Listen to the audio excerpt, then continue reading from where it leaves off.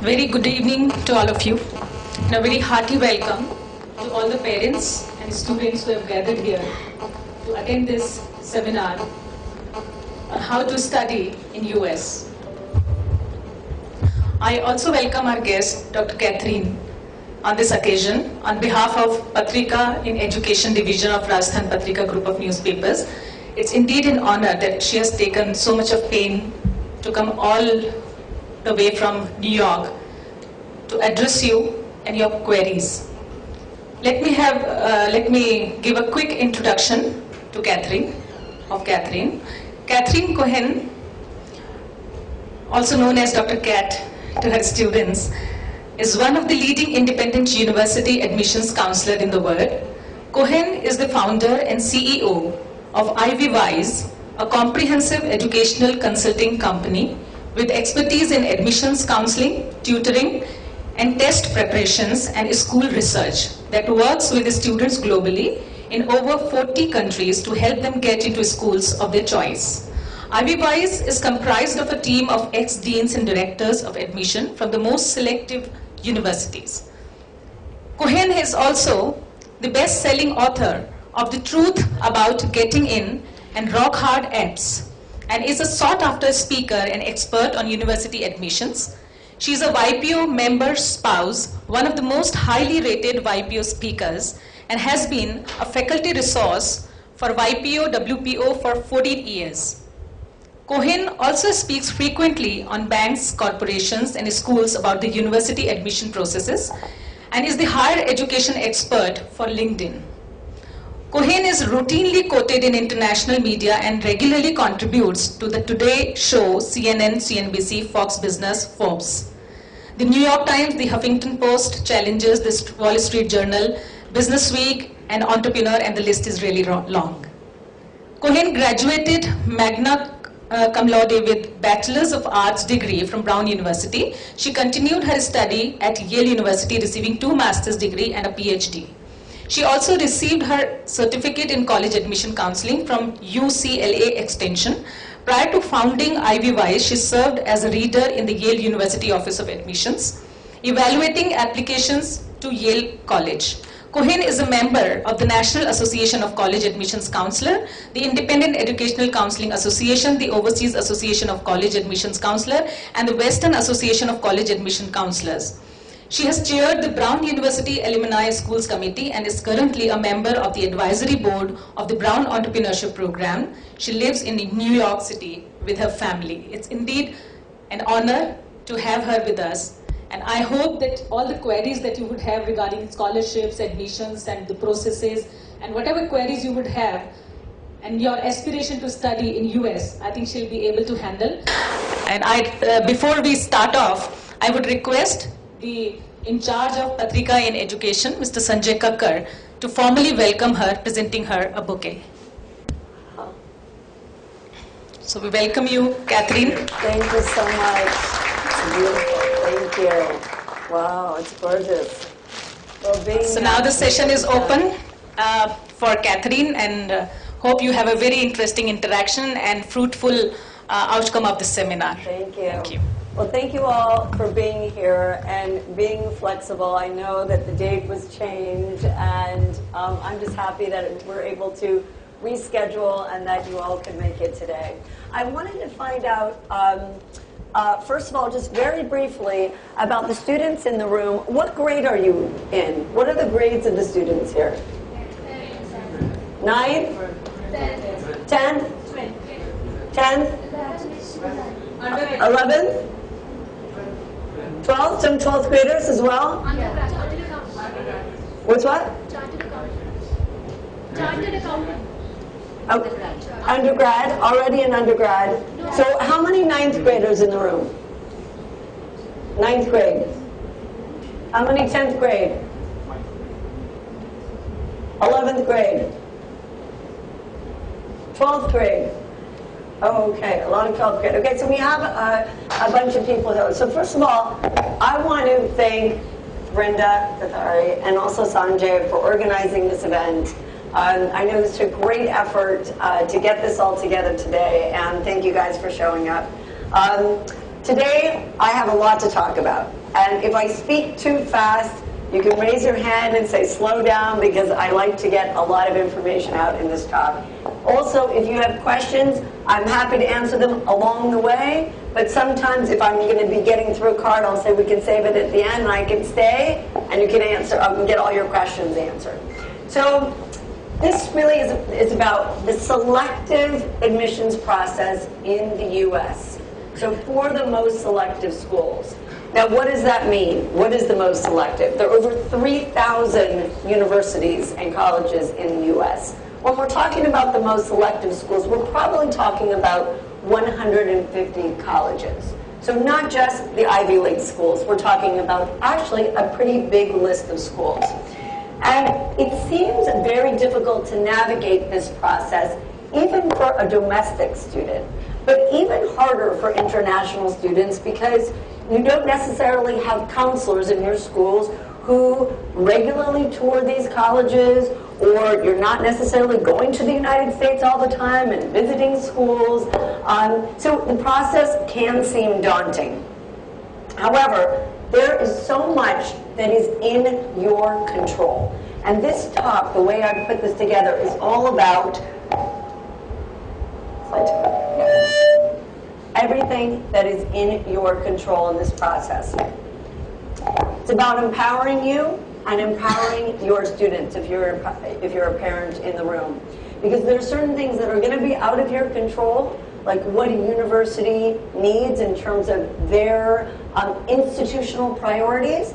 So I want you to hear about what you can control, because this is all about life, is what you can do for yourself. So next slide. So this is what we're going to cover today. We're going to cover what it means to apply to U.S. schools as an international applicant, but especially an applicant from India. How being a STEM student affects your student's application. When I say STEM, I'm talking science, technology, engineering, and mathematics. How to create a target school list. So when you're putting together your school list, how to even create that. What admissions committees are looking for right now in applicants.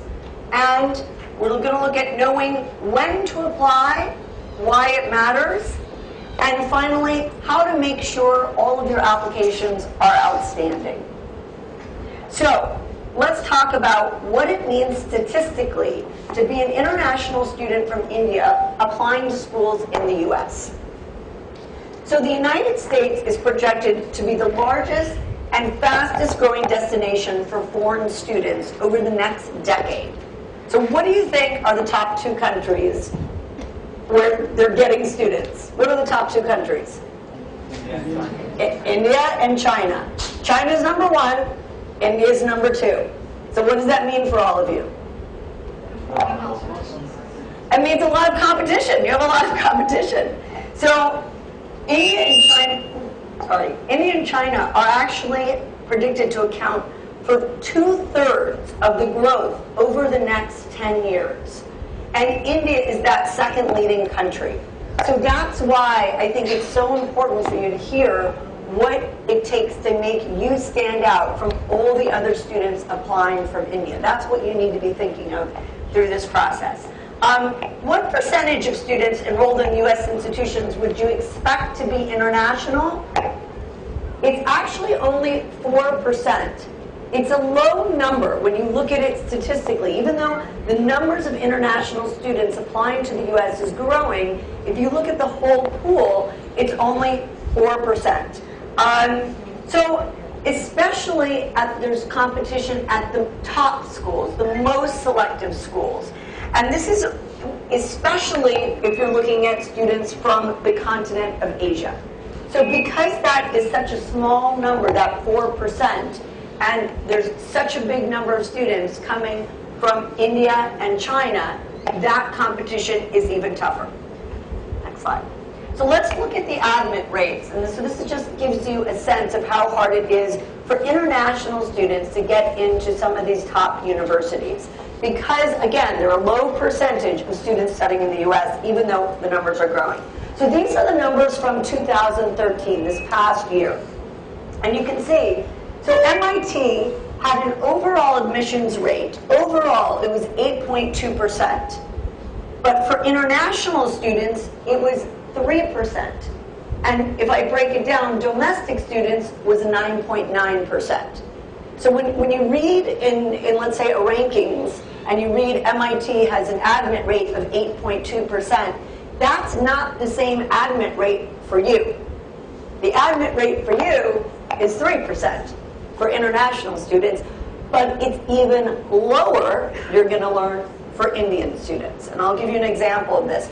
So I have a counsel, one of the counselors on my team is the ex-director of admissions of MIT. And he said 1 year during his tenure there, and he was there for like 11 years, they enrolled 2 students from 700 applicants from India.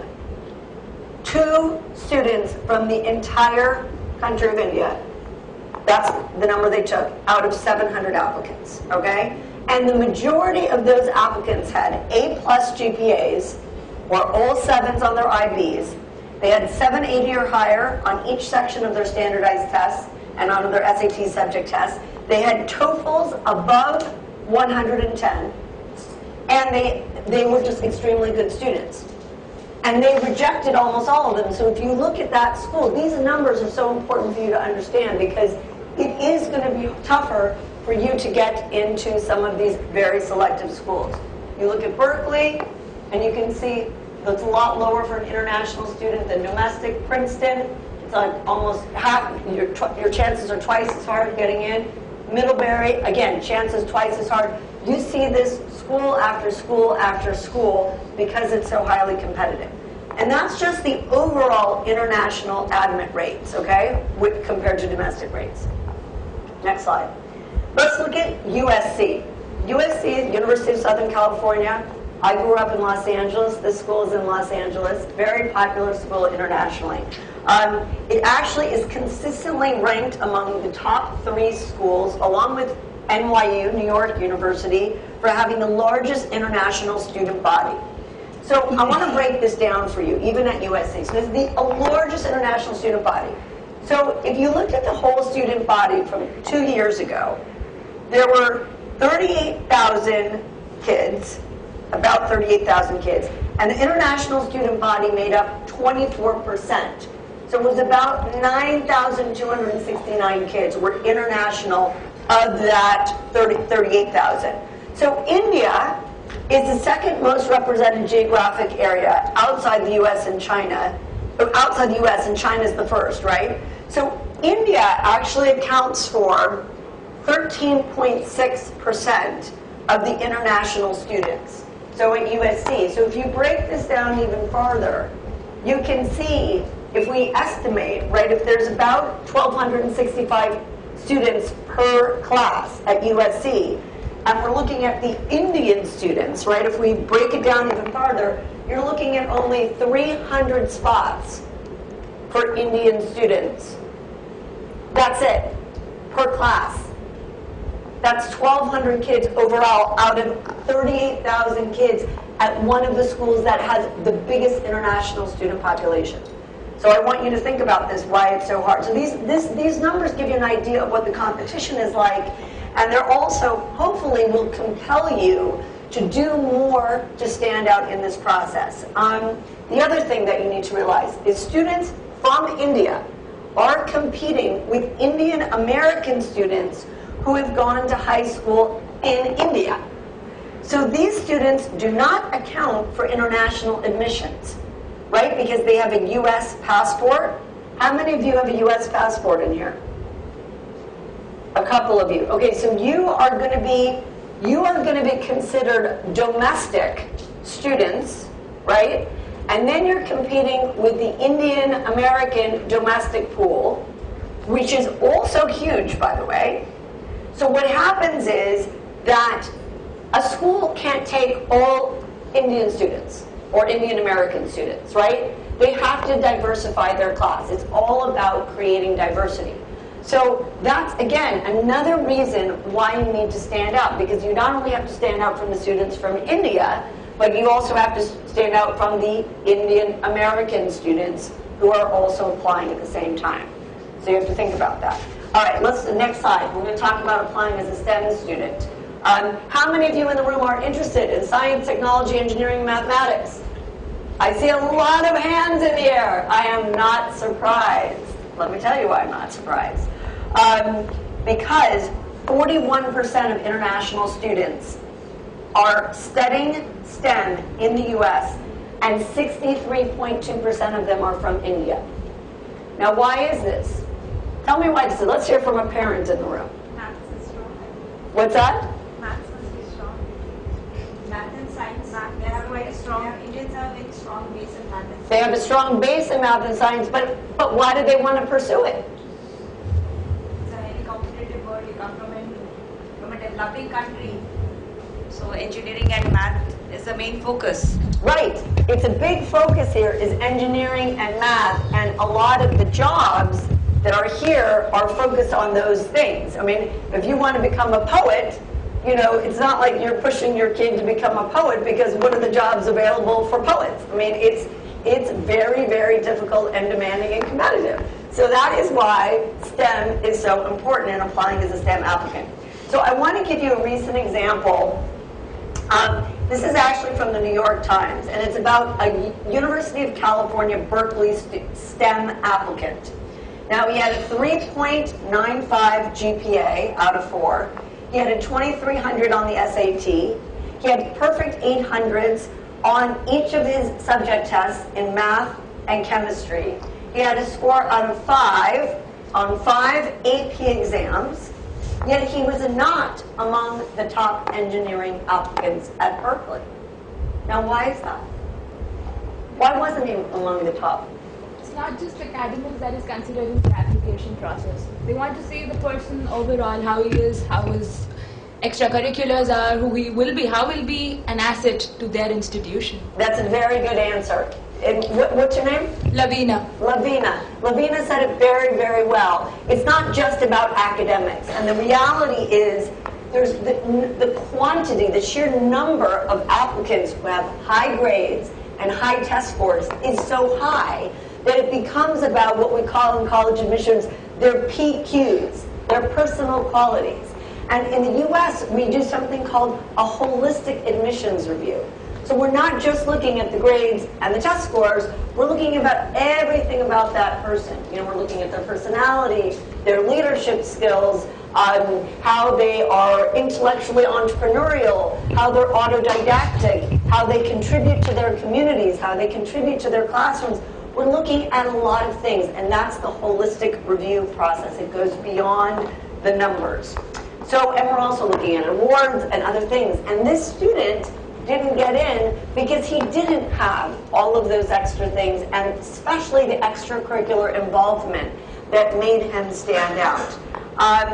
And this example holds true, especially for STEM applicants, because the competition is fiercer, it's harder to get in, there's fewer, there's only a certain number of spots. They can't take all STEM students.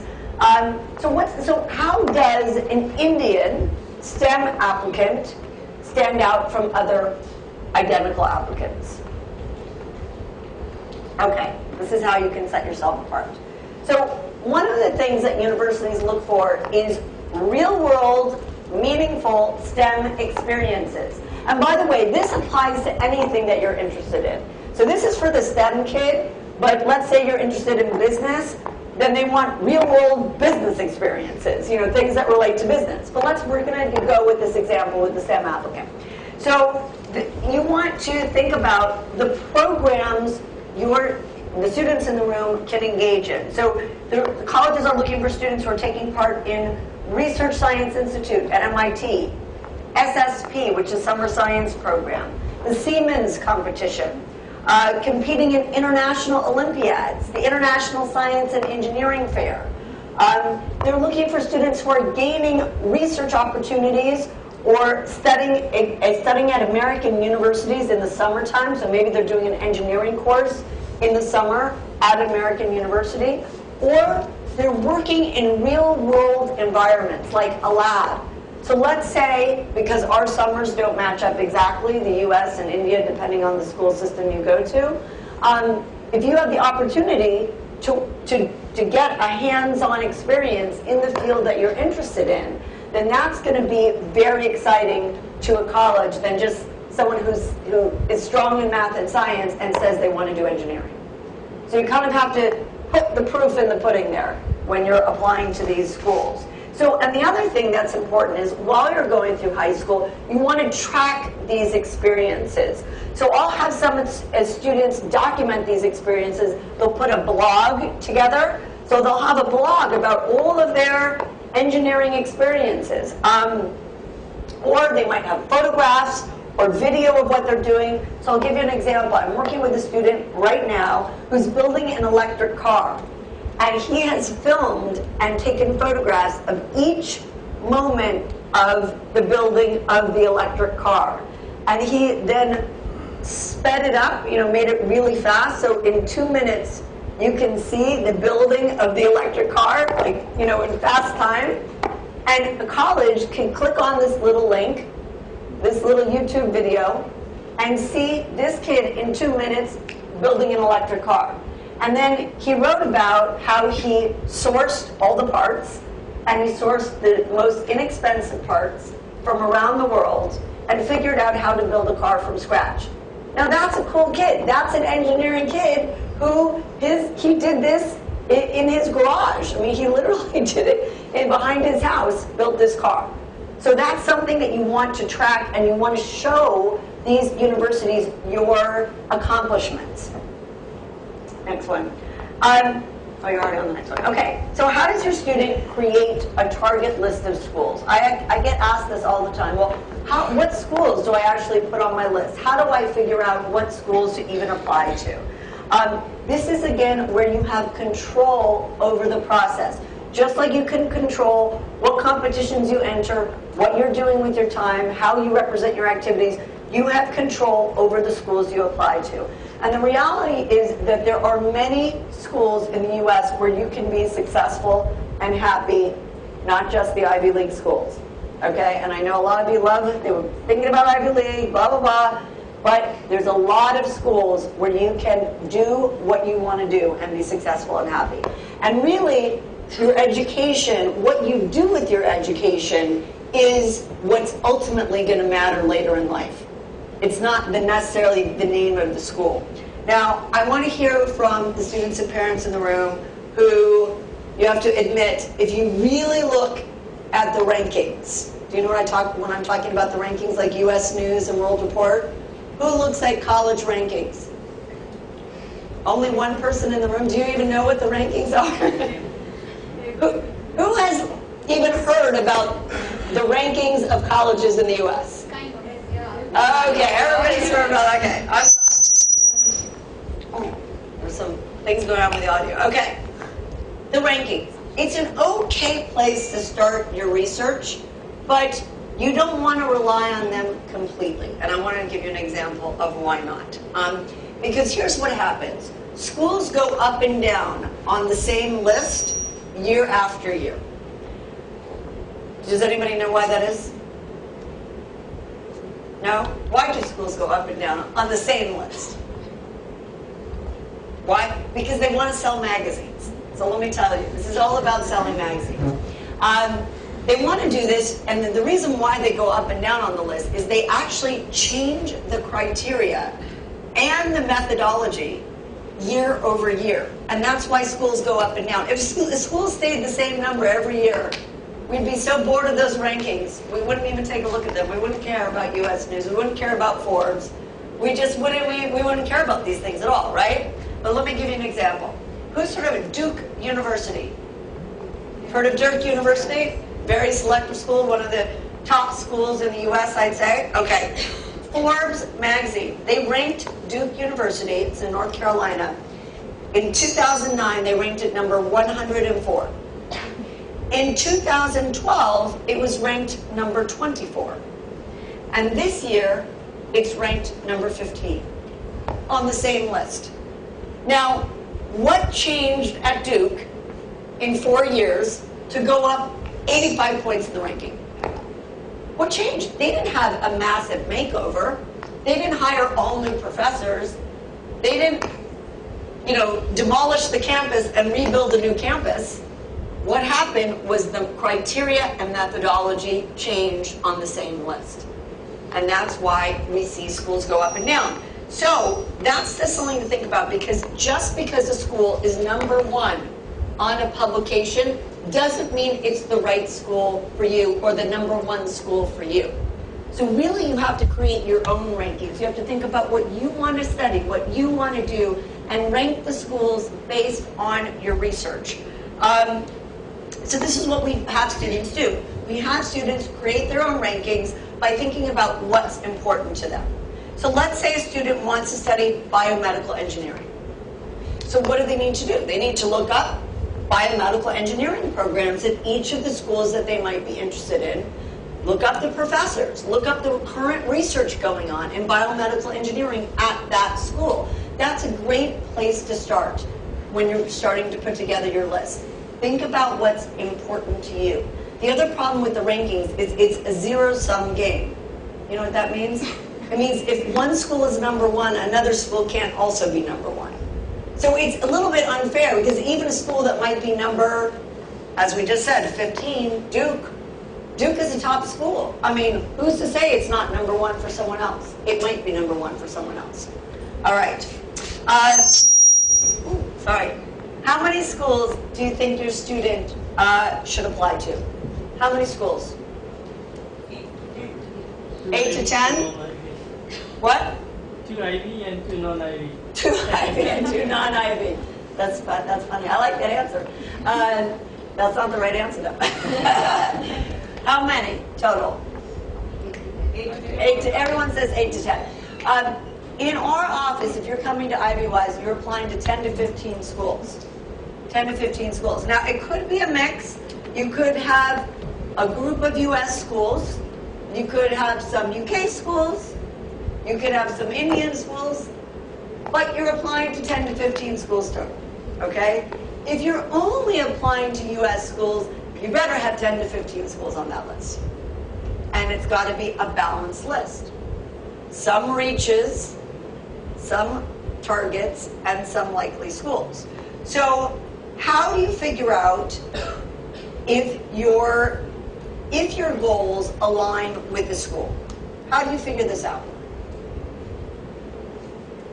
You know?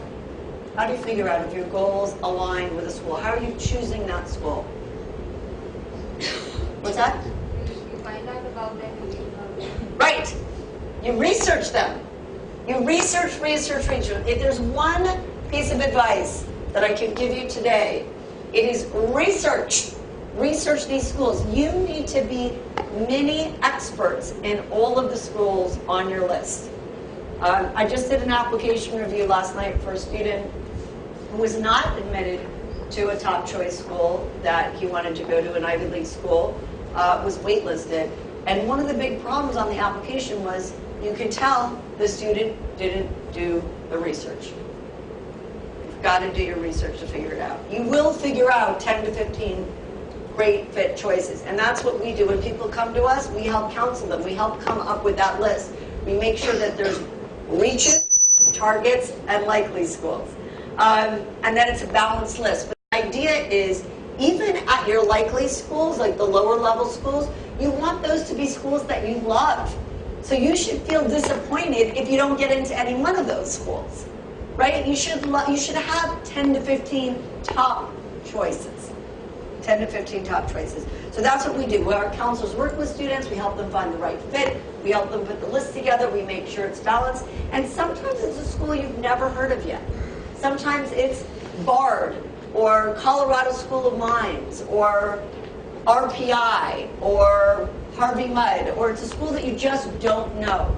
And that's okay, because we would teach you about all those schools. There's literally, as I said, there's thousands of schools, but there are probably a couple of hundred that you would consider very seriously, where you can get a great education, and no matter where you live in the world, bring that education back and get something out of it.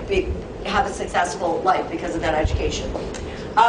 So maybe you're thinking about maybe you're thinking about, okay, well, my goal is for my student to have a high salary when they graduate. I hear that a lot in my talks, where I hear the kids say, well, I want to make money. You know, I want to get out of school and I want to make money.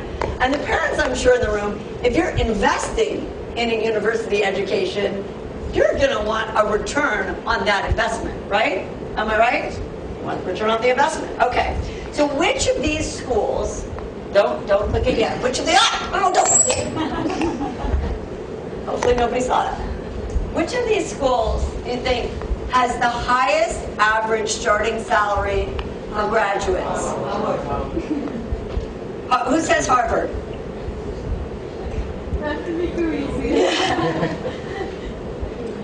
Who says Yale? No one. Everyone says Harvard is the highest graduating salary. Guess what? Now you can click it. Harvey Mudd. It's Harvey Mudd. $73,300 is the average starting salary for a Harvey Mudd graduate. And Yale and Harvard are not even close. So Yale, $50,000, Harvard, $55,300 per year. Average starting salary for a recent graduate. So just, again, you automatically, almost everyone in the room, even though you probably saw the slide for a second, you still went to Harvard because you think the Harvard brand. You think Harvard and I'm going to get money. Guess what? That's not the way it works. Success does not hinge on the name of the school you attend. Let's say that again. Success does not hinge on the name of the school you attend. It hinges on what you do with your education. What you do with it.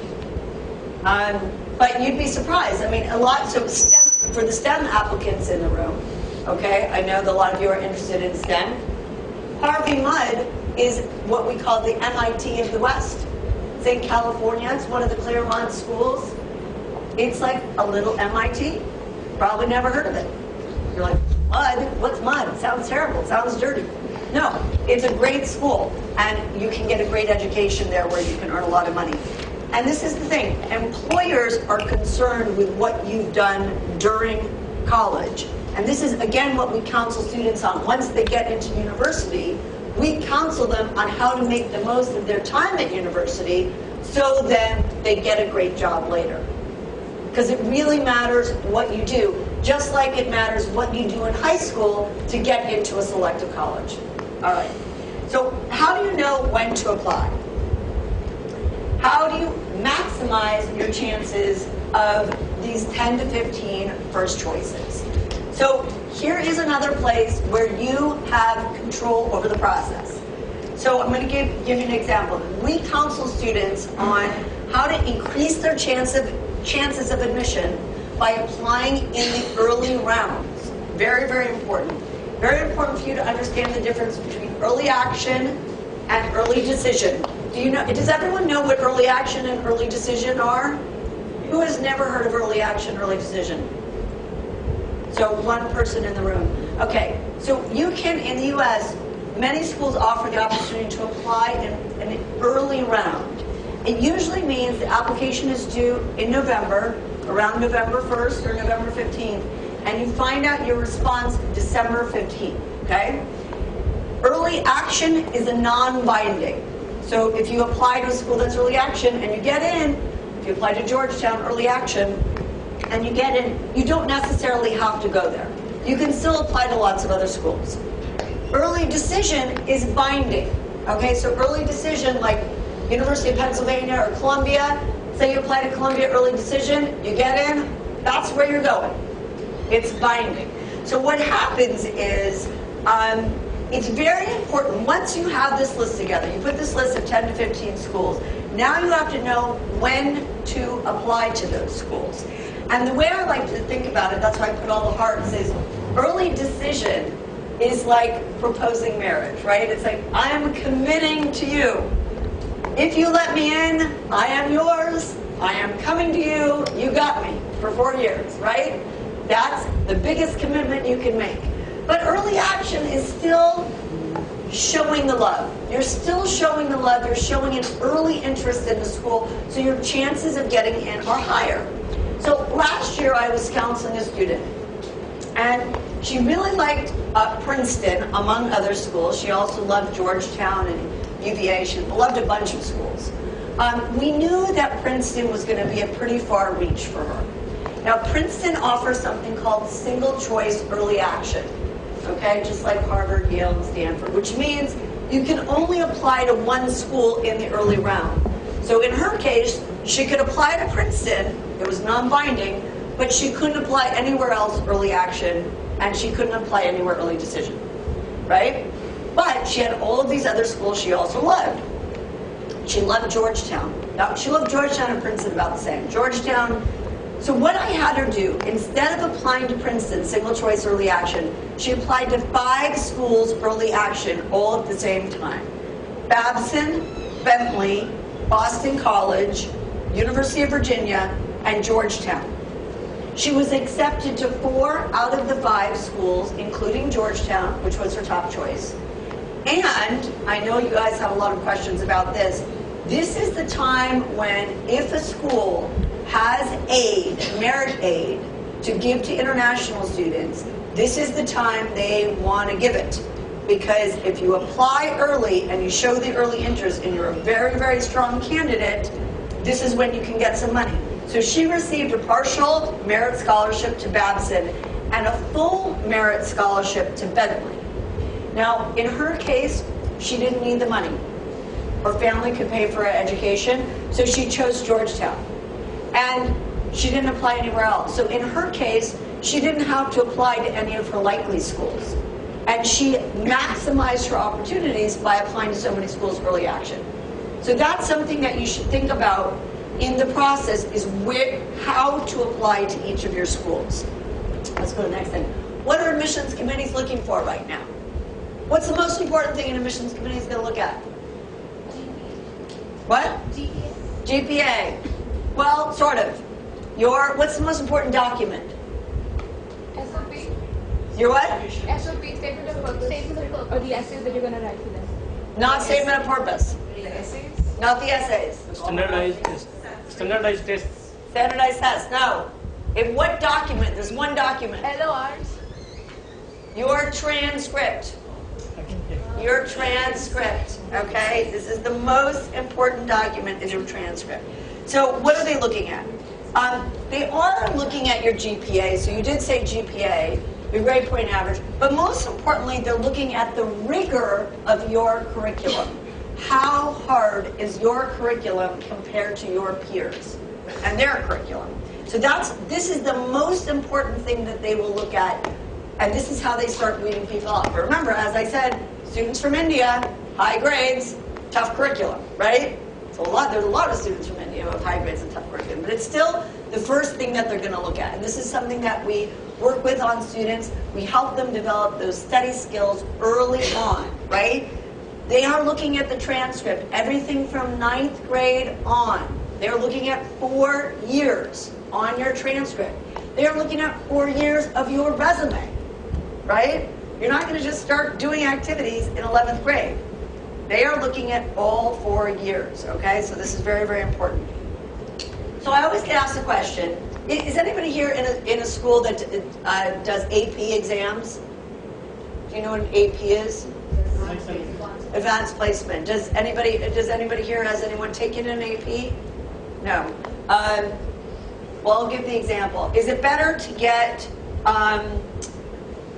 well, I'm just going to say advanced courses, because some are in IB here, right? Some are in, you guys are in different school systems. So is it better to get the A in the regular course or the B in the advanced course?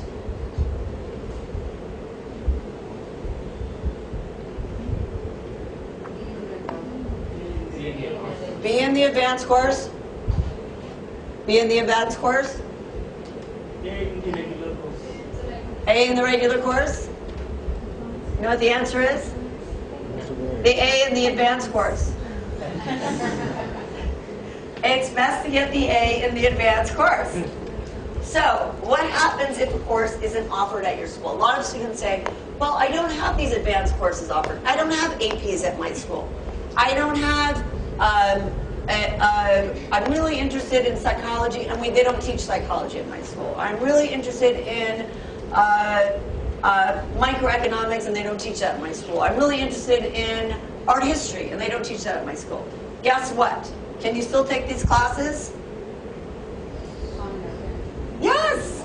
Yes, you can take these classes. So let's talk about this. Colleges are also looking at what you do outside your curriculum. How have you pushed that curriculum? Are you in the toughest curriculum in your school?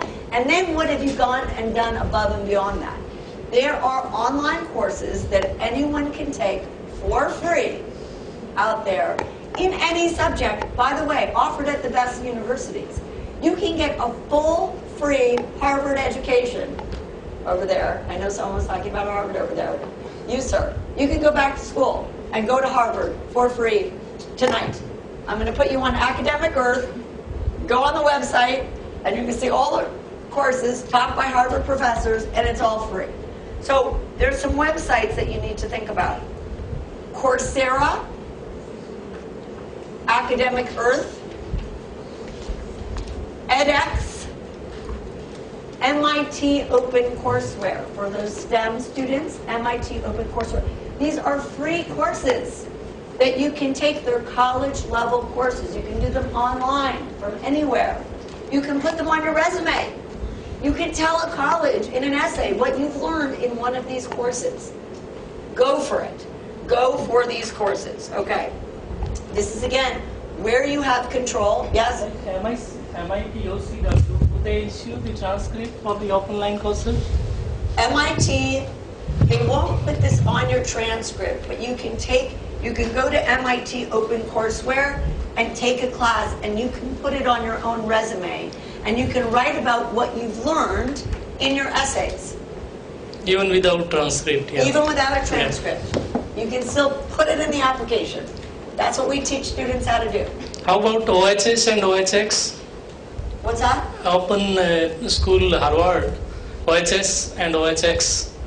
The Open High School, online high school Harvard is offering too. So that is, they are issuing the transcripts. That is also good. Some of them offer certificates like Coursera, so you get a certificate of completion. Some of them you get on your transcript, and some of them you just audit. It really doesn't matter. The point is you need to be doing a little bit extra, going above and beyond in your core interests. Not just to take classes, but let's say I'm really interested in business. I want to take all the business classes I can online while I'm in high school, so I'm the best business applicant of all the applicants. Like, for example, like this is my final year going on, and I'm pursuing my bachelor's in business administration in retail sector. But I am more interested in going for mass communication for my post-graduation. So, like, if I go on for the online courses, so this will help my application to like become strong or something. Yes, because you would be taking more college classes. Because my consultant over here, he told me that I cannot apply for a different field when I'm pursuing for bachelor's in business administration, because mass comm is a different field. So I need to go on for some diploma courses or something like that. But in the U.S. or here? I'm in U.S. In U.S. I'm planning to apply for U.S. and U.K. Yes. No, in the U.S. you could be an English major as an undergraduate and still get your MBA later on in life. There is no connection necessarily between grad school and undergrad. However, if you want to be a better applicant, the more experiences you have and the more courses you've taken in your field of interest are going to help you get in. I'm going to move on because we have a lot to get through. All right, so if your school doesn't offer these advanced courses, then that's what you need to think about. Okay, we're already on to the next one. Okay. Activities. Activities are important. Why are they so important? No. Okay, yeah. Okay. Activities. This is what we're going to talk about. So colleges are looking at who you are outside the classroom. This is critical. Now, a decade ago, and certainly a long time ago when I applied to college, colleges were looking for well-rounded students. But that's not what they're looking for today. They're looking to create a class that's well-rounded. A well-rounded class made up of specialists, or what I like to call angular kids, right? So when I was doing this application review last night, there was a student who applied to an Ivy League school, and I read his resume. He was all over the place.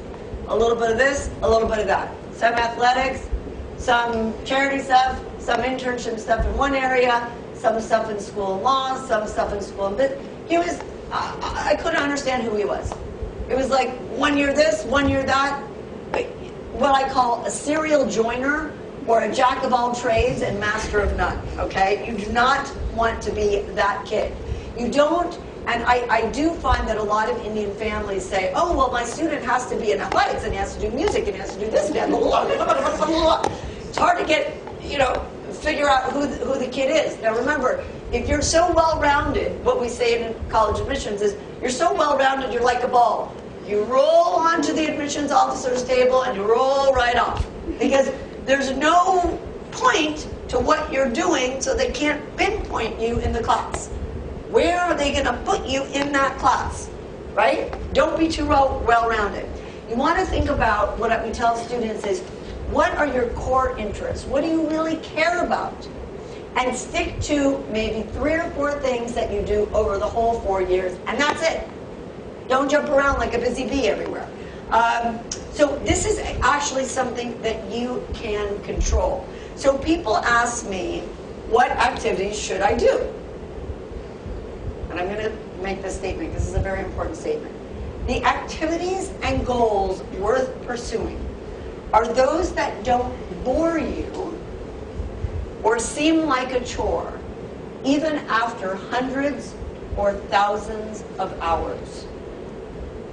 They're the ones that don't bore you or seem like a chore after hundreds or thousands of hours. Think about that. Think very carefully about that, because that's who you really are. And that's what we help students understand, is what are those few activities that they should be doing and focusing on and going deeply into, showing responsibility, commitment, leadership in just a few things that are truly who they are as people, right? That's what your activity should be. Next one, we're going to talk about summers. Summers, you need to be strategic. You are not going to get into college playing video games all summer. That is not going to help you get in. It's not going to help you get into college if you go on vacation all summer.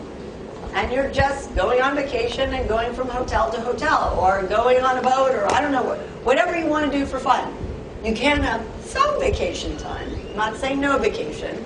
Definitely need to spend some family time, a couple of weeks. But you want to think about, during the summers, how you can get more wholeheartedly involved in your interests. So somebody had asked before, I think, about summer programs, and sometimes if they fit in with your summer here, it might be worthwhile to go to a U.S. school and engage in one of their summer programs, especially if it's your interest.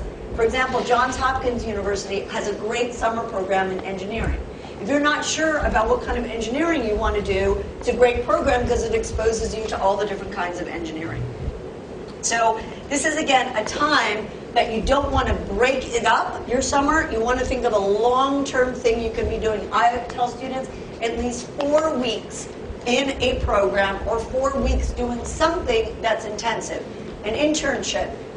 It even could be 4 weeks with a reading list.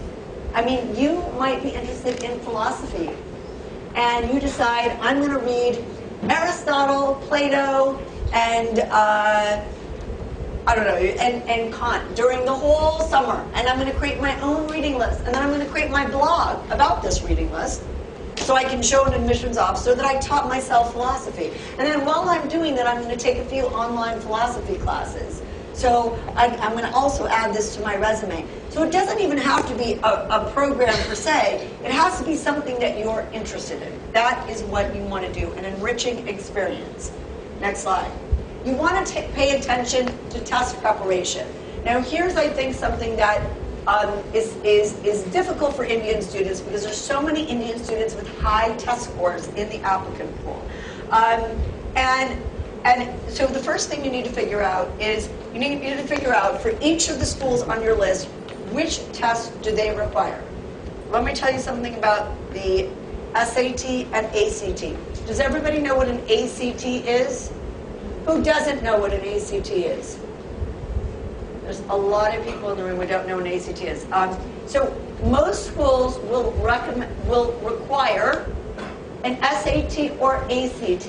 Now the ACT is a test that's equally accepted like the SAT. It's just a different test. In the last 5 years, it has gained market share over the SAT. There are more people who take the ACT than the SAT. I have been in practice for 16 years in my company. I have seen that for international students, especially those who are good at math and science, the ACT is the better test for them. And there's many of you in this room who probably never heard of the ACT, as you said, and certainly don't have ACT prep courses here.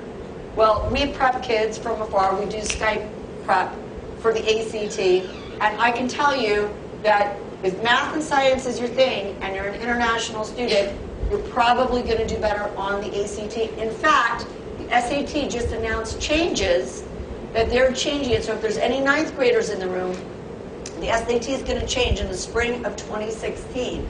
And they're making it more like the ACT because the ACT has more market share. It's all about business. It's all about business. So you need to know your test. You may have to take a TOEFL, right? Test of English as a foreign language. And here's the thing about testing. Your scores need to be high enough to be in the let me think about it pile, right? You don't want to be in the no pile. So you don't have to have perfect scores, but they need to be high enough. And here's the thing, as admit rates, right, which we looked at earlier, go from 20% to let's say 10%, standardized testing becomes more important. So this is very important because you need to know that the stakes are high with standardized tests. They're even higher for international applicants because as you can see, those admit rates before were so low for international students that if your test scores are not at the very top, you might be in the no pile. You don't want to be in the no pile. You've got to make sure you start prepping and start prepping early. Here's another area where you have control. You have control over your test prep. And we tell families, get the best test prep you can afford. Get the best test prep you can afford. These tests are coachable, highly coachable. We have seen motivated students raise their SAT scores by 650 points out of the 2,400 point scale. And we have seen students raise their ACT score 14 points out of the 36 point scale. It's out of 36 points. So, and you kind of have to think about it like a major legal issue. Like if you had a major legal issue, you're going to want the best lawyer, right? Well, the stakes are high. You're going to want the best test prep person to help you with these tests because your scores need to be at the top. And as I said, that the SAT is going to be changing in 2016 to be more like the ACT. So companies like ours, I mean, we have to stay on top of all of those changes because you're going to be prepping differently. For the kids who are in 9th grade now, we'll be prepping slightly differently. They changed the test in 2005. They added that writing section to make it out of 2,400 points. Now they're saying the writing section, we're getting rid of that. Well, it's optional. Let me tell you why it's optional. Colleges don't care about the writing section. Right now, they don't care. They want to see how you write on your essays, and they want to see your English grades in school. That's where they're going to learn how you write, not from the writing section of the SAT. In fact, most colleges are only going to write down critical reading and math, and they're going to forget about that writing section. It doesn't mean that you can just completely bomb it and not sit for it when you take the SAT, but I'm telling you, it's not so important. Critical reading and math are important, and I encourage you all to try an ACT before you go directly into SAT prep. What we do with students is we give a student, usually in 10th grade, a practice SAT and a practice ACT. We have our computers break them down into all of their component parts, and we see which is the better test for the student to prepare for. And then we only have them prepare for that one test. Okay? Only prepare for one test. All right, where are we? You may also have to take a couple of SAT subject tests. You know what SAT subject tests are? Yes, in high school level material. We also tend to see a lot of students from India where we will see, in fact, most international applicants from India have very high SATs, very high ACTs, perfect GPAs, and very high SAT subject tests. So again, to be among that competitive group of applicants, that's where your scores need to be. We have our students prep about 6 to 12 months in advance of a test, not 6 weeks in advance of a test. Think about it like a marathon, not a sprint, okay? And only go into a standardized test if you're prepared. This is a big mistake international students make. They'll take the SAT 5 times. And let me tell you, colleges hate that. They do not like to see a kid doing it over and over and over and over again. So you need to know through your own practice test what you're getting, and when you're hitting your goal score, that's when you want to go in and take it. I tell students take the SAT or ACT a maximum of 2 times. That's it. If you take it 3 times, you start to look a little desperate. You start to look like, oh, this kid, all he does is take the SAT. And probably your score is going to plateau at some point.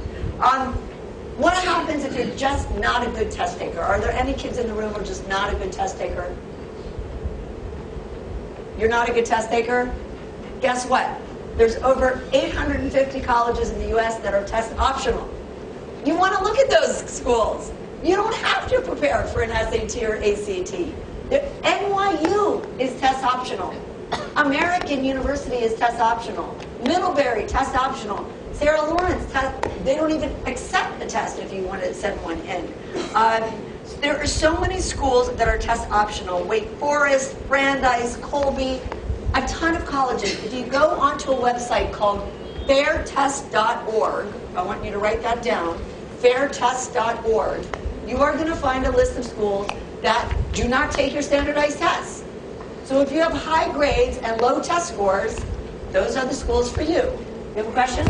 Are the universities rather inferior than the other universities which don't have a test? Is NYU inferior to USC? No, I don't think so. It depends again on what the right school is for you. Just because a school is test optional does not mean it's inferior. So I will say that. But I'll tell you, as I said before, so I have a team of ex-deans and directors of admission who work for me. We kind of recreate the admissions committee experience. And what we see is that Indian international applicants have these super high test scores. So if you're not in that group of super high test scores, you may want to look at those test optional schools. If you are in that group of super high test scores, then you're right where you should be as an Indian applicant. And this is where that Berkeley applicant that we looked at earlier with the 3.95 GPA, why he didn't get in, it's really because there's so many kids from India who have the high grades and the high test scores that they're now looking at what you talked about, the soft factors, what I call the soft factors, everything else about the student that is going to help him or her get into school. Next slide. So, sorry about that. So making sure your applications stand out. This is where, again, you have control. It all comes down to, you could be working so hard for 4 years in school and then put together a really terrible application. I have seen this so many times where really smart kids put together terrible applications.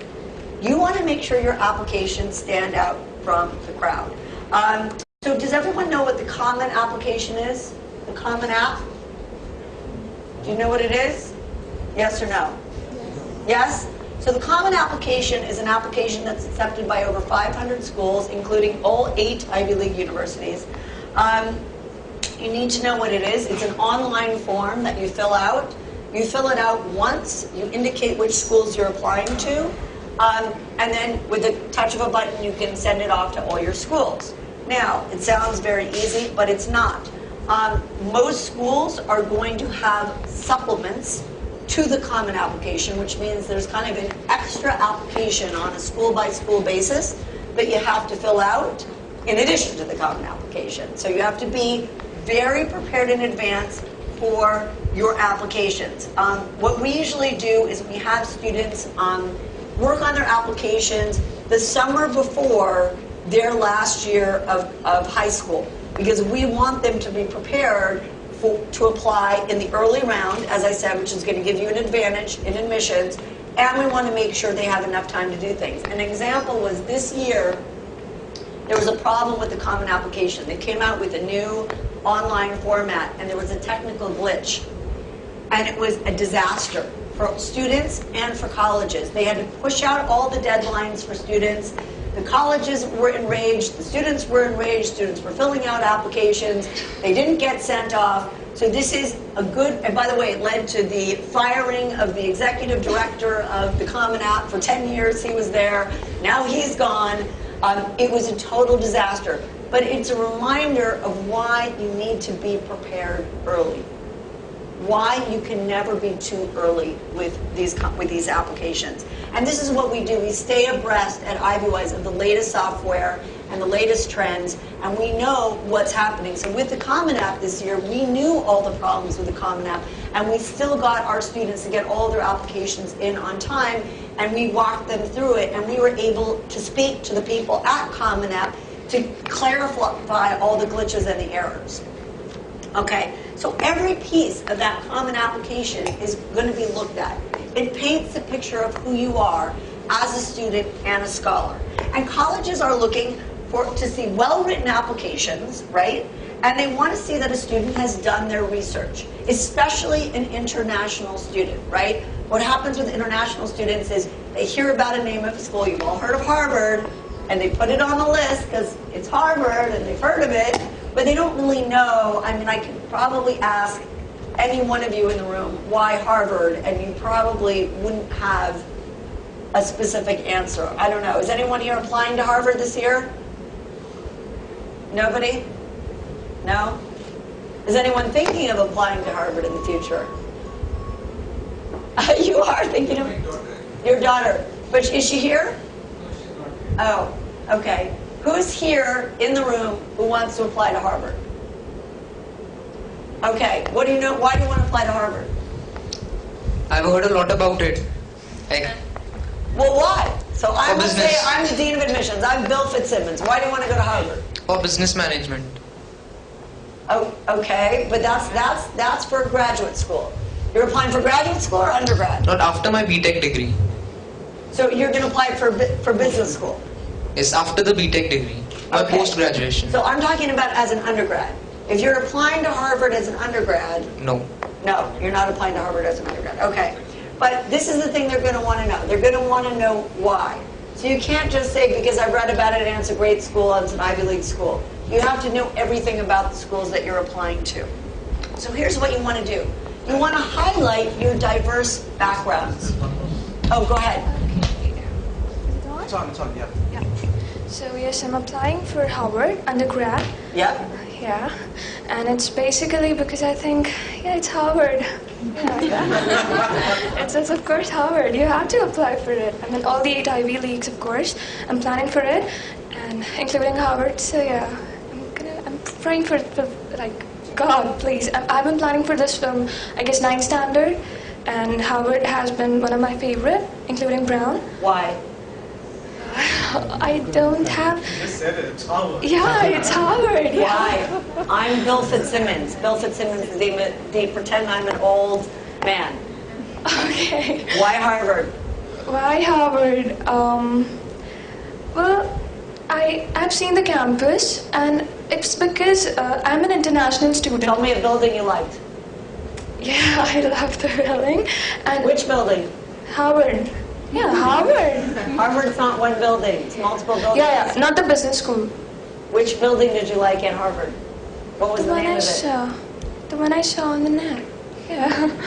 No, the point is that I liked it, and because one more thing, that for the international students, they don't have this racist thing, which other schools have. Basically, they have a more comfortable area for the international students, I guess. Guess what? There's international students at, as I said, most schools in the U.S. Why Harvard? You still haven't told me why Harvard.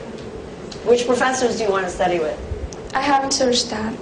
Which courses do you want to take? I want to take science. That's not a course. Which specific science course do you want to take at Harvard? Not science? Which science course? Science is a field. Yeah, specific. Courses. Tell me 5 courses you want to take at Harvard. Who teaches those courses and what you've read by those professors? Oh my God. I'm the interviewer. Oh God. Oh my God is right. That's why you're here. Oh my God, seriously. Yeah. I don't know about it. I'm so sorry. Yeah, it's okay. Don't be sorry. You should be happy. You're here. I'm telling you what to do. Before you apply, you're not going to have this answer. Okay. So let me tell you what you need to do. Have a seat. We're going to go. This is the perfect example. What's your name? Tanushri. Tanushri. Danushri. Yeah. A beautiful name, Danushri. Okay, this is the exact example, Danushri, of what I see in my office. We work with students in 42 countries. Most of the international students who come in, they say, I want to apply to all 8 Ivy League schools. They especially want Harvard. And by the way, and they're all different, all 8 Ivy League schools. It's almost impossible for all 8 to be a good fit for you, Danushri. I don't know if they're all a good fit for you. It seems like you don't know enough about them to know why they would even be on your list. Okay? But this is what I usually see, and this is what gets kids into trouble. And this is what is going to keep you out of all of those Ivy League schools, is this. So I'm going to tell you what's going to keep you in. All right? And you're going to be prepared. So first of all, in your application, you want to emphasize your diverse background. And even within Indian cultures and religions and backgrounds, you all have different backgrounds. And you need to tap into what those backgrounds are and those influences. Because colleges like the perspective of a multinational or multicultural... Oh gosh, it's so loud when it happens. I think I'm going to lose my hearing. Of a multicultural or multinational student. They're looking for that. They're also looking to see what makes you different from the other students at your school who also have Harvard on their list. How are you different? Explain why you're different. Explain why you want to study in America, and explain why you want to study at that school. Many of these schools, remember I told you about the supplements, those extra essays you have to write? They ask, why do you want to come to this school? What I just asked you. And if they don't ask you on the application, they'll ask you in an interview. So you better know the answer to that question. You also want to know if you're going to a school like Harvard, where it's a liberal arts degree. You get that, right? Do you know what liberal arts is? You have no idea. Okay. So another thing you need to learn. So Harvard, and I'll give you a difference. University of Pennsylvania has colleges within University of Pennsylvania. You could go to Wharton, is one of the colleges within University of Pennsylvania. Wharton is an undergraduate business school, for example. But they also have the School of Arts and Sciences, which is the liberal arts school. Harvard, as an undergraduate, is a liberal arts school, where you can study anything and everything. That's what liberal arts is. You can go and get a foundation in lots of different subjects and learn how to think critically and analytically about lots of things and bring all that knowledge later in your life to whatever you do. That's liberal arts. It's different than India when you're on one... I don't know. It's different than India when I can barely hear now. It's different than India when you're on one track. Now, there are undergraduate business schools in the U.S., and there are undergraduate schools like engineering schools. And that's more on a one-track plan, but there's also liberal arts schools. In fact, there's a liberal arts school where you can focus on business, like University of Southern California that we talked about before, is a liberal arts school, but then after the first year, you can apply into their business program. Same thing with University of Michigan. You can apply into their business program, but it's a liberal arts school, and then later you can specialize in business. You need to know about liberal arts curriculums. The other thing is, if you don't need financial aid, you want to tell the college. As an international student, most schools, except the Ivies, most schools do not have aid for international students. So if you don't need financial aid, you definitely want to let them know, because that will actually help your chances of admission.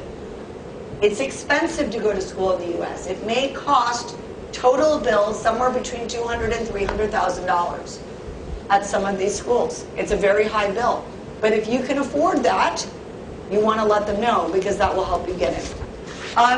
What should you write about in your personal statement? So I want to get back to you and sort of how to make you stand out in your applications. I also don't think you should apply to all 8 Ivy League schools, because you don't know enough about them yet to figure out which ones are the right ones for you. But what should you write about? Again, this is on the common application. What should you write about? Is anybody here writing an application or has written, thought about their personal statement? What's that? Completely common. Okay, so what did you write about in your personal statement? I wrote about my first of all I started with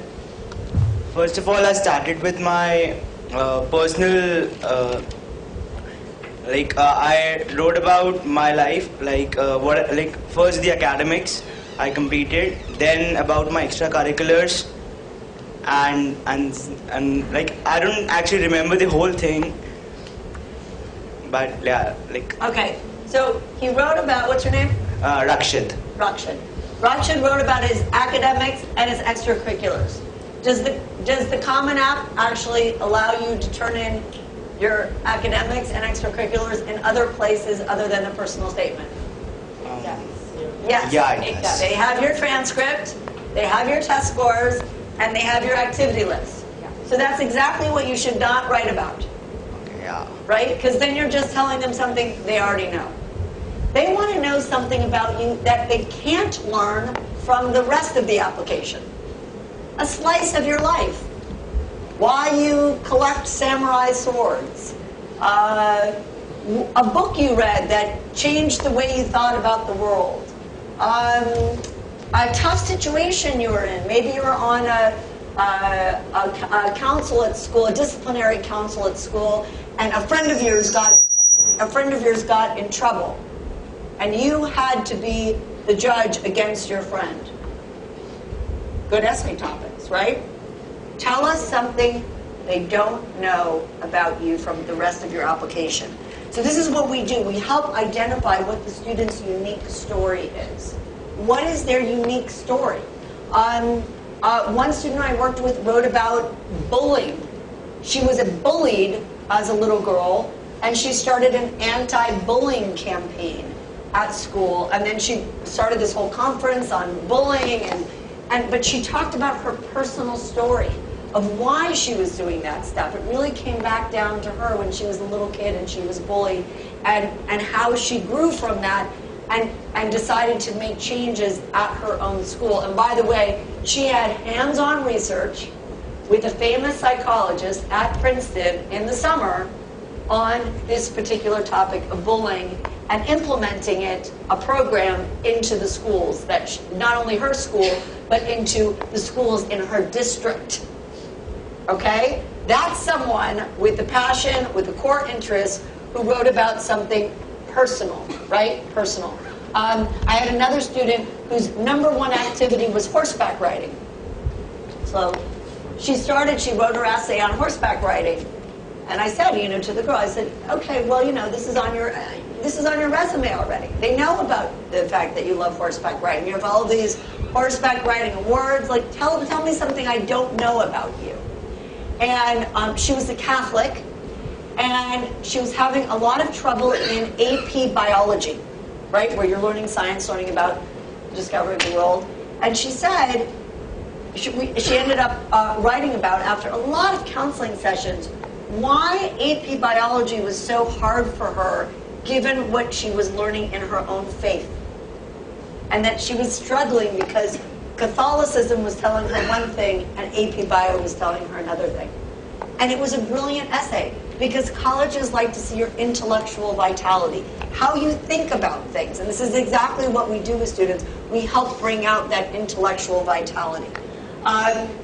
Supplements, that's what I was talking about before, the why this school question. So The most selective schools, if you do all 8 Ivy League schools, you might be writing 25 to 30 different essays for your supplements, okay? The biggest mistake students make with supplements, they're shorter essays, okay? They could be a paragraph, it could be 1 page, it could be 1 line. The biggest mistake I see is a student will spend 3 months on the personal statement and 3 minutes on a supplement question. Big mistake. Those supplements are what are distinguishing those schools from all those other schools. That they're looking more carefully at the supplements than they are your basic personal statement. So this is what we encourage students to do. We encourage them to work on those supplements early on and to spend as much time on them as their other things. And I want to give you some examples of supplements, but an average college list, let's say you're applying to 12 schools, you might have those 25 supplemental essays, and the writing has to be thoughtful, compelling. You have to show off different sides to who you are, right? They're trying to get a full picture of who you are as a person through those supplemental essays. I'll give you an example of one this year from USC. So USC asks, what's the greatest invention of all time? It's a one-liner. What's the greatest invention of all time? What? The wheel or fire? Some other answers in the room. Greatest invention of all time? What? Facebook. What else? Wheel? What? I feel as a person, it is a human. I mean, it's not an invention made by a person, but then it is an invention. A human. Yeah. Okay, I don't know if they're going to get a lot of that. How many people think they're going to get thousands of applications that say Facebook, or the computer, or the wheel, or electricity, or the printing press? How many answers are they going to get like that? The internet. Thousands, right? That is not going to make you stand out in this pool. So here's a one-liner, okay? How do you answer that question? Let's think about it. How do you personalize that question? I'm going to ask you, how would you personalize that question? One-liner question, the greatest invention? Yes. The greatest invention of all time, for you. Okay, for me, the greatest invention of all time was to write books. Yeah, the writing part, I believe. It was an invention that made people realize that there is so much beyond what you see. Yeah, you know, writing. I love to write. So is writing an invention, though? Is it language? Maybe it's language for you, because that's what, or is it ink? No. Or is it air conditioning? We're in India. I mean, what is it? You know, it's got to be personal. So if you're, you know, a writer, and that's what you do, maybe the greatest invention was the first, you know, the plume. Literally taking a plume, which is a feather, that they dipped in ink. The first pen. Maybe paper? Or paper. Yeah. Right? It could be paper. That's the best invention. I worked with a student who was interested in film. And he wrote the greatest invention of all time was the daguerreotype, which is the original form of photography. I worked with a student who was interested in history. Said the greatest invention of all time was time. Time is an invention. You have to think about how to personalize these answers. Every answer needs to be personal. So then the other question you get asked is, why do you want to come to this school? So I'll give you an example from Columbia. Is anybody here thinking of Columbia? I know you are. You're thinking of all 8 Ivy League schools. Who else is thinking of Columbia University? Another one. Okay, so I'm going to ask you this question. Here's the question from Columbia. Please tell us what you find most appealing about Columbia and why. The best journalism course which they offer. Hold on. Please. The best journalism course which they offer. The best journalism course. What course is that? Mass communication course. Journalism. Which one? What is it called? Who teaches it? No, I don't know that. What do you know about Columbia? I just know that they are the best amongst journalism schools. And For it is graduate among Ivy school. schools. For graduate school. Yes. Are you talking about graduate or undergrad? Graduates. Okay, who's applying to Columbia as an undergrad? I'm applying as a graduate. You're applying as a graduate. They do have a good journalism school for graduate. I want to hear about who's applying here as an undergrad. Who knows anything about Columbia? Do you know about Columbia?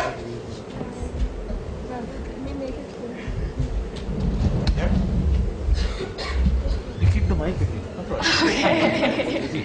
Yeah, there's just one thing that I recently started my SAT prep course. Yeah, around 1 week before. So they have given me this homework so I had to make a list of 15, like universities which I like the most. So I'm actually working on it. Okay, so maybe if you would ask me, I guess 1 week after from now, so I would be, I guess, best at it. But yeah, all the 8 Ivy League, they teach us that you have to, think high, be ambitious. That's when you are going to get in one of the Ivy League. Okay, well that is not the right approach, I can tell you right now. You can be ambitious, but you have to have a well-balanced list. And it sounds like you haven't done your research because all of those schools are different. Yeah. So here's a bad answer. I'll give you an example of a bad answer of why Columbia. Because it's an Ivy League school. Because it's in New York City. Because they have a great faculty and great classes. That's a lot of schools are in New York City, great faculty, great classes. There's only one Ivy League in New York, but that's not a reason to go to Columbia. So here's a snippet of an answer that's a good answer. When I think of Columbia, I think of Professor Darcy Kelly's Frontiers of Science course, fusing my love for foreign films with Professor Philip Watt's expertise in French literature and culture. I think of publishing in Columbia, a journal of literature and art, or how I'll be a part of the Summer Undergraduate Research Fellowship Program. And I especially appreciate the core curriculum, which will connect me to the tens of thousands of Columbia grads who live all over the globe, who have all studied the same core. That's a beautiful answer, my friends. That's how you need to think about these schools. Most of these schools, Cornell asked the question, they have a one-pager, why Cornell? Right? Penn asked the question, why Penn? You've got to know this stuff. So why the why this college question is so important, because you have to treat each school like it's your first choice. Okay, where are we? Sorry, I know we're going to get through this quickly.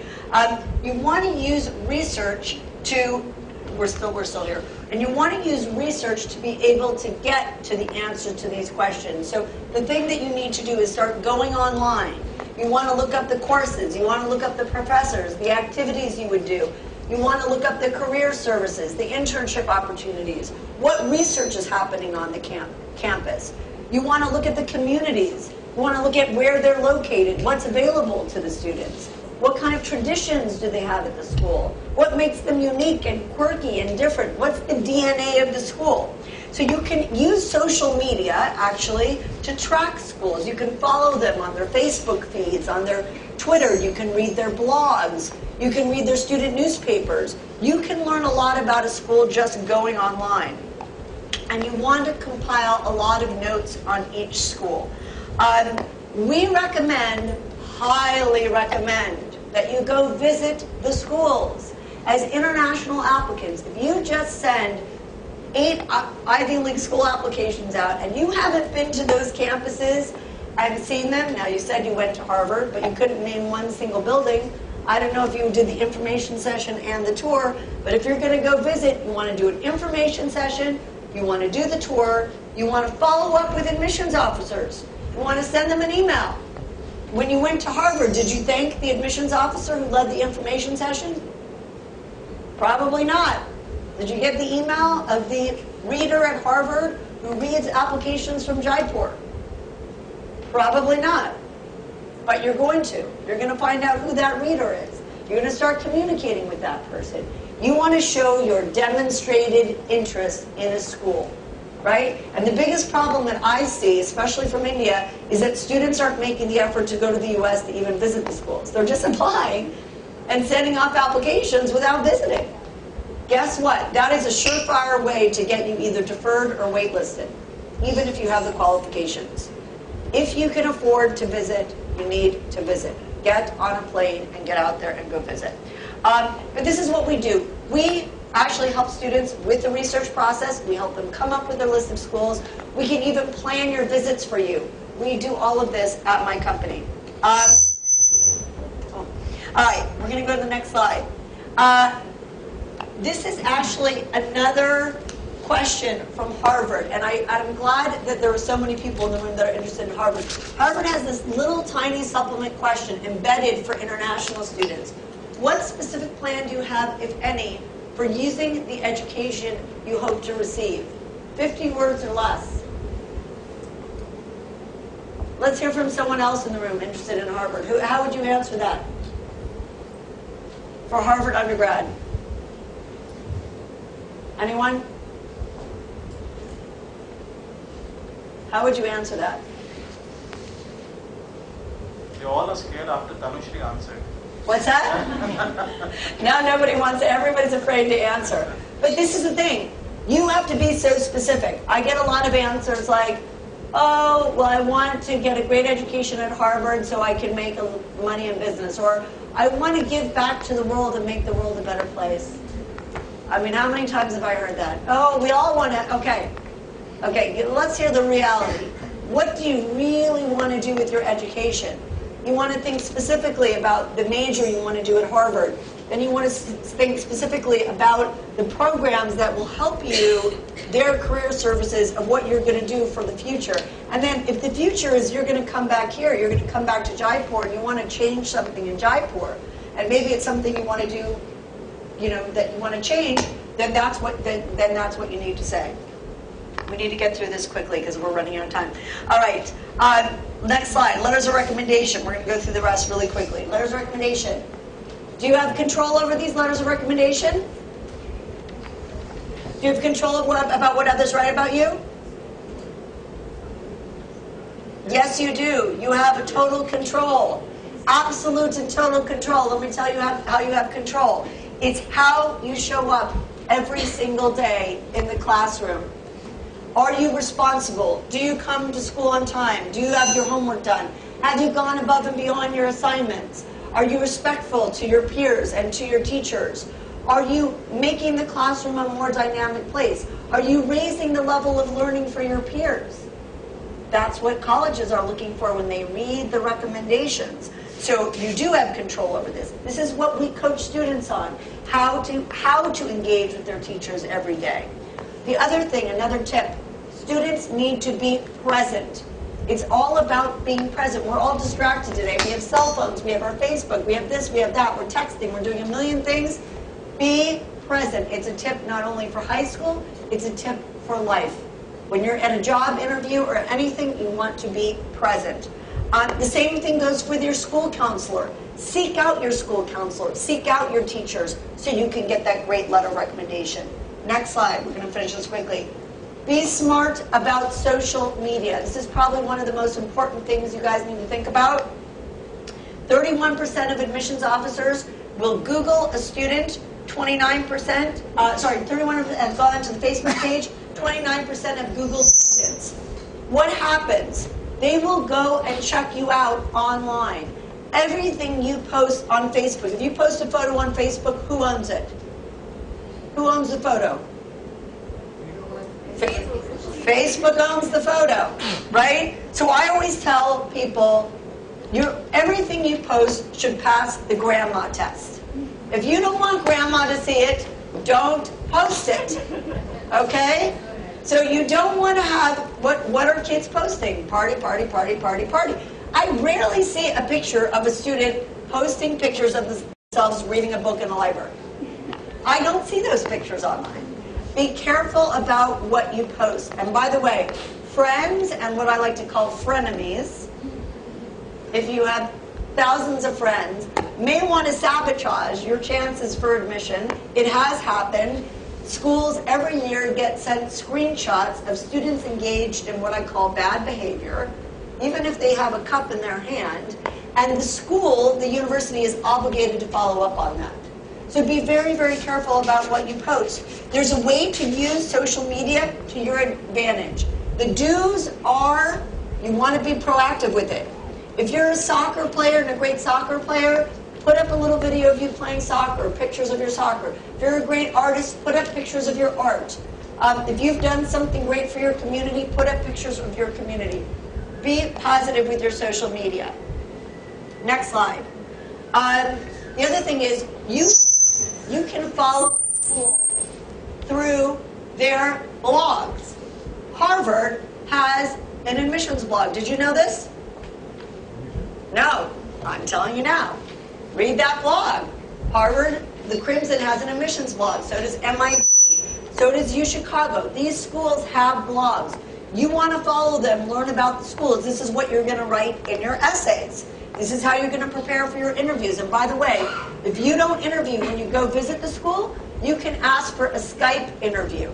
Okay? And you want to try to interview with your schools. So know everything about the school, follow them online. Next slide. We're going to finish up right now. So, this is a conclusion. First thing to remember, start early. Everything from 9th grade on counts. It's on your record. Your grades, your test scores, your activities, your summers, everything about you. Everything since you started posting online counts. So if you need to do a clean sweep of your online presence, that's something we also help kids with. We can do the clean sweep with you, but you need to make sure that you do that. Number 2, be a hard worker. I know this sounds very simple, but the truth is the students that work the hardest are the most successful. Colleges are looking for something called grit, which is how much sort of you want it, how hard you work at it. And there's a book by Malcolm Gladwell called Outliers. And he says that it takes 10,000 hours to become really successful at something. And there's a lot of truth in that. If you work hard, you can go from a B student to an A student. You can go from 6s on your IBs to 7s. You can do it. You've got to work hard. And parents, there's so many things that you can do for your kids to help them be successful. You need to empower them. They will get themselves into a college. You don't have to do all the work for them. You want to be their cheerleader. Remember, be careful when you say, oh yes, we're taking the SAT on Saturday. I hear that from a lot of parents. Oh yes, we're applying to Columbia. And I say, oh we are? You're applying to Columbia too, to the parent? Remember, this is your students' process. You need to let students be students, and parents should be parents. You have to remember, there's many schools where you can be successful and happy. Not just the 8 Ivy League schools, many, many schools. Cast your net wide. As parents, help your kids think outside the box about other schools.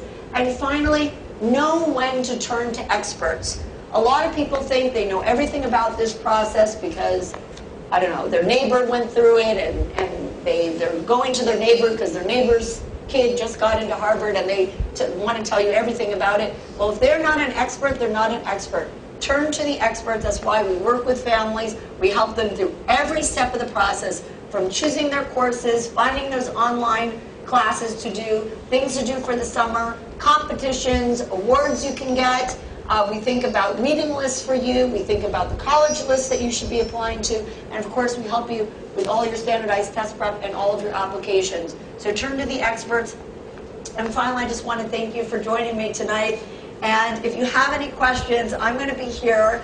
And I do have a couple of little things to pass out, especially to the kids who were so communicative and willing to take a chance on answering my questions. I'm going to pass out a few now, and then I want to hear from you if you have more questions. So, for the two of you. All right, we had a vocal student back here. Here, one for you. For you? Okay, so let's hear some questions. Let's hear some questions from the audience. Go ahead. Yeah.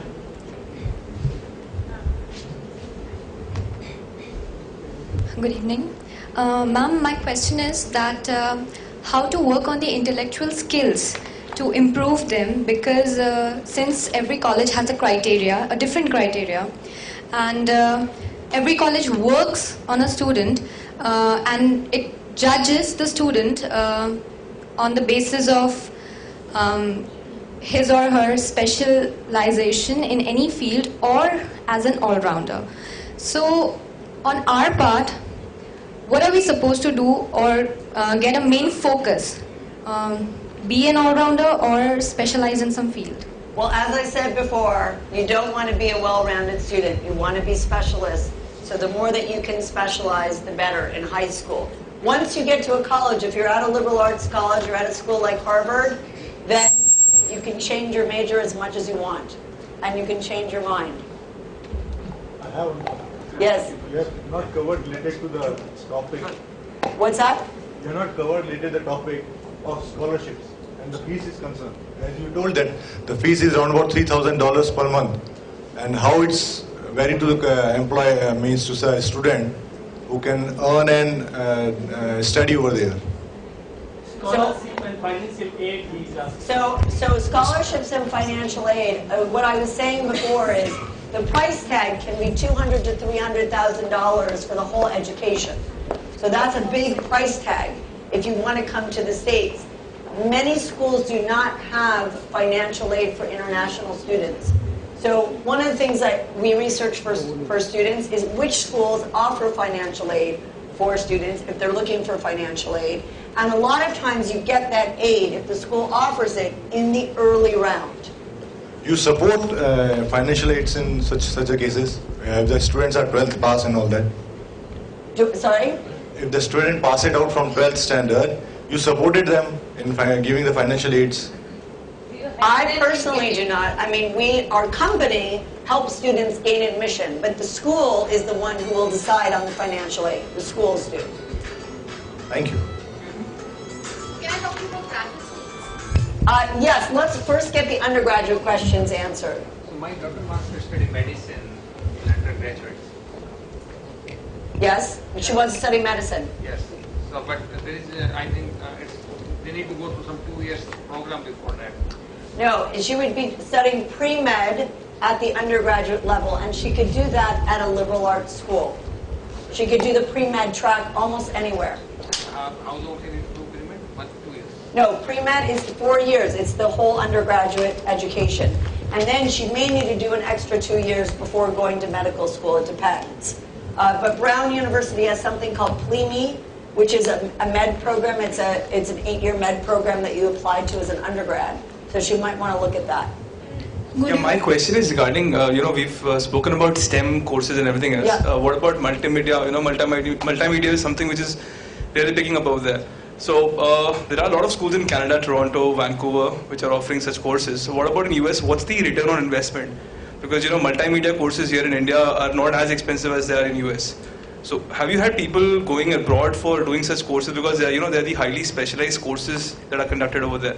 Well, like I said, we generally have with international students apply to a variety of schools. Some US, maybe some UK, maybe some Canadian, maybe some Indian. So if they're looking for a certain specialty, we'll research the schools for them to make sure that they have a varied list.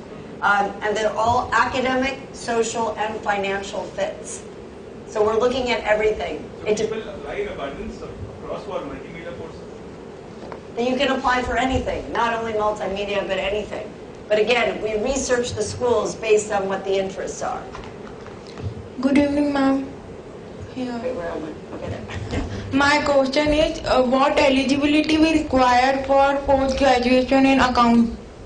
For what? Masters in accountancy. I don't know if I understand that. Say it again. Masters in account. For accounting and bookkeeping? For business. For undergrad? Post-graduation.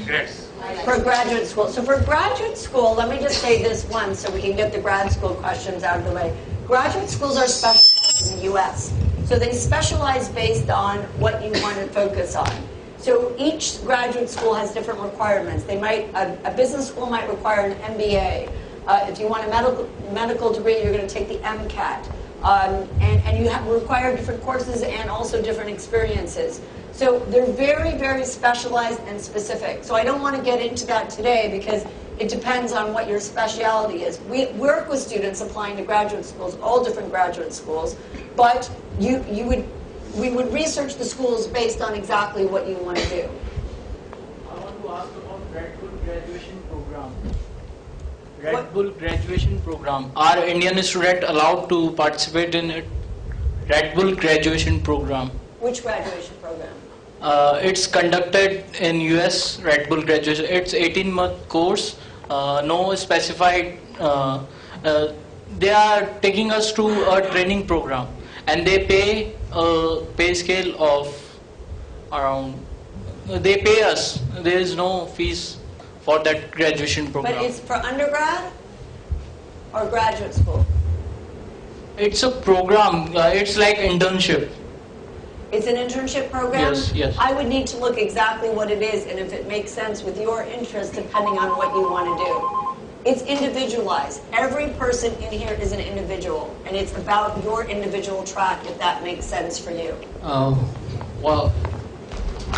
You can pass some of these out. He just covered about the fees and everything, nothing about scholarships and nothing about the work study program. Right, so scholarships, it depends on the school. So as I said, there's thousands of schools in the U.S. Some offer scholarship money to international students. Most do not have the money to offer.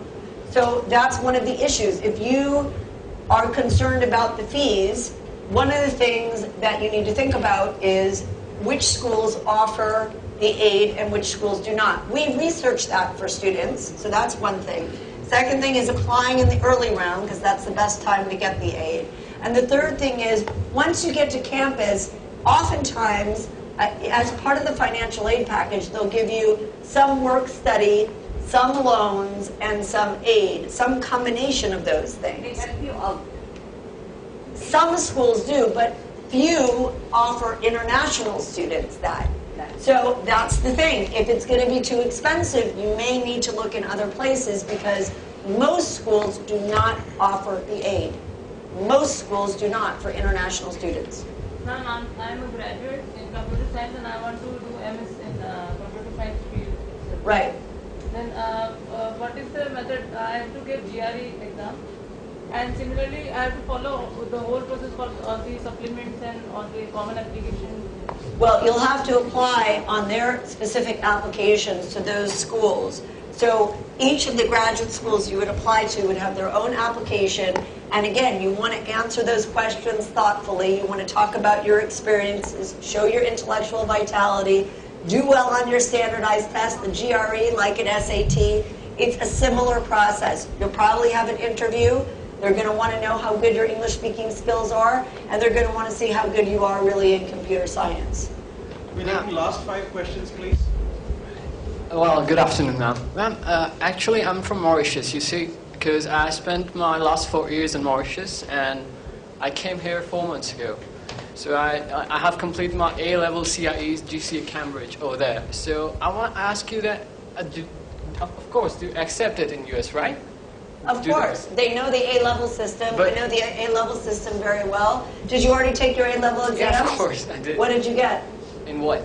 How many subjects did you take? I took 3 mains, chemistry, physics, maths, and 2 sub. There is 1 general paper and 1 called English in Literature in English. And what were the grades? Well, I got an A star, and A in all the mains, and B and C in the subs. B and C in the subs? Okay. Right now, for the most selective universities, they're looking for 5 main A-levels, if you can believe it. And they're looking for all A's. So you might need to apply to a range of schools because of the B and C in the subs. But you would still need to take an SAT or ACT if the school in the U.S. requires it. That's my question especially. Is it necessary to take the SAT? If the school requires it. If it's not one of those 850 schools, that's test optional, yes. All right, thank you very much. Yes. Sorry. To know, it's about the CBSE and the IB curriculum. We have both in India. Yes. It's given more weightage if you apply in the States. Well, the most favored curriculum in the world for U.S. colleges is the IB curriculum. It's the most similar to the liberal arts system. It's very rigorous, and it's graded on a very standardized scale. So it's a very, very good curriculum to come from. Ma'am, do you run any program for helping the students out? For helping the students out for the school studying students and for the preparation of these kinds of things that are started in the US? I didn't understand the question. Say that again. Ma'am, do you run any training program like that to help the students realize what are their weaknesses and what are their strengths? Oh, that's exactly what we do. We counsel students from 9th grade on. We help them with all parts of the process, choosing courses, choosing curricula, choosing high schools. We help them plan their Ma'am, summers. is it available in India too? In Jaipur or in India? We work with students in 42 countries, including India. Ma'am, what is that? How to be in touch with your company? Well, I left some cards, and there's some paperwork over here, and there's also more information on these little packets that they're giving out. But it's called Ivy Wise, and you can go on our website, and we kind of work 24/7, 365 days a year. I know she's got a question. Last 3 questions, not from here, this side. This side has been silent. Yeah. Yeah, I wanted to ask, like, I've just gone into the 10th grade and I don't know what I want to do. So how should we start our research? Which colleges should we look up for? Okay, so she's in the 10th grade and she doesn't know what she wants to do. I would say it's a little too early even to research colleges, but you do need to figure out yourself and what you want to do. So that a counselor can help you with by talking to you. I think you're interested in dance, right? Yeah, I found out about that today. So you're interested in dance. So what could you do with dance to make an impact in your community through that? I mean, that's something that we would talk to you about and help you create some activities that would make you stand out through your interest in dance. You have to be honest with who you are today and figure out those core interests and then start researching colleges depending on what you'd like to study. When you go home and do your homework, what's the first homework you like to do? What do you like to read about? I mean, we ask you 100 questions to find out what your core interests are and then help you create a plan based on that. And we do that in the initial consultation, actually, in the first meeting. Last 2. Okay. Hi, I want to ask something about PhD. No. Let's do undergrad questions. Okay, can we come to PhD later on? No, well, at the end, because I don't want to talk about, because that's very specific. Let's talk about something that's more general. Ma'am, are there any integrated programs in USA? Say it again? Integrated programs with BBA and MBA as well. Integrated programs. Like with a BA and a BS? Yeah, yes, ma'am. Absolutely. Tons of integrated programs in the US. Like, what? Like, what are the courses which... I mean, it depends what you want to do. Like, you can do a 3-2 program in engineering. Yes, ma'am. 3-2 in management because I'm from a commerce background. Yeah. I want to do a BBA and MBA as well. I'm in the same college. So, what are the options for me in the US? Well, that's what we would research for you. We would research the schools that specifically have those options for you. Also, based on your interests, where you want to be, because there's lots of schools that offer it. So the question is, what's the right fit for you, your personality and everything, and also considering those options. We research that for you. Last question. Last question. Yes, I want to ask you about 2 things. One is the January semester thing, and the other is when you apply as a transfer applicant, what are the things we need to focus on and when? When do we need to start preparing when you're applying for a transfer applicant? Okay, so let's talk about transfers for a second. So let's say you do get to a university in the US and you're not happy with that university. You need to make sure that first year you're getting A's. You're doing the best you possibly can. You want to be taking advantage of every opportunity you have to do all the activities that you're interested in. And then you actually have to even do more in-depth research on the schools you transfer to. Transfer applications are usually due in March. So we usually work with kids on transferring in January, February, really January and February on their transfer applications. It is much harder to get in as a transfer than as a regular senior applying to college. Transfer admit rates could be half what the admit rates are for the regular college. You need to think about that. It's very difficult. I will also tell you this, there is literally no financial aid for transfer students. So if you're looking for aid, you can pretty much forget it as an international student. So if you're not looking for aid, you have a much better chance because the aid has already run out by then. January semester, if you're admitted for January semester, I know a lot of kids are because of the way the school year works here. That's great. Start January term, start then, and you can still do all of your college years at the school.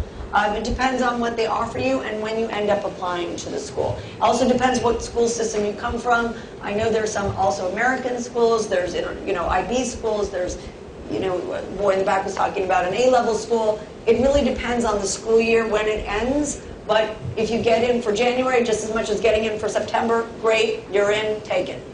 That's the way I look at it. Sorry, one very sorry to Ma'am, do you? Sir, I really need to ask a question. Sorry? Sir, I really need to ask a question. Sorry to disobey your rules, but why you have last? Okay. Ma'am, may I raise a question, ma'am? Okay. Do you provide consultancy for business schools also? Yes, we do. For graduate schools as well. Business schools, undergrad, boarding schools. What are the fee, ma'am? What is the fee structure? All different fees. It depends on what you do, with whom, and how many hours. Okay. So it's a range. It ranges. It starts usually at a couple $1,000s, and then it goes up from there depending on what you do. We also offer tutoring and test preparation. Again, but it depends on what you do and how much time and with whom. So it is quite a large range. Yeah, ma'am, if they are applying for undergrads, the marks for 12th standard is also considered in that, or the only exam we are giving? Say that again? Ma'am, if we are applying for undergrads in US, yes, the marks of our 12th standard is also considered in that, or it will not consider? Wait, the what is considered? The marks. Final marks of 12th grade or of all the other years. Marks of 12th. As you told that 9th, 11th, 12th, 4 years are there, you have to consider the marks over there. Okay, they're looking at all of your marks from 9th grade to the time you apply. So if you have grades, so for example, in the US, we start school in September, we end in June, right? They're looking at, in the US, 3 full years plus the first half of the last year. If you end later than that, they're going to look at all the marks that you have over 4 years, as many as they can see. And if you apply and you get in and you still have some school left, and let's say your marks go down, then they can rescind the admissions decision. So you don't want to all of a sudden stop doing school because you just applied to college. Hang on. Okay. Right, let's finish it off here. I'm sorry. There's SAT in the entire thing. When you look at these exams, your exams 9 to 12, and then also you have to write the SATs. So, what is the weightage? Is there any specific weightage applied? And then does one have to write the subject tests also for individually certain? It depends on the school. Schools will let you know, and we let students know what schools require. If they require an SAT or ACT, if they require SAT subject tests. Oftentimes, the more selective schools do. I think we need to finish up, but I just want to thank you so much again for coming tonight, and I hope you learned a lot, and thank you so much for welcoming me back to your beautiful Yeah, I guess city. she deserves a glass of water as well. She's been talking and talking.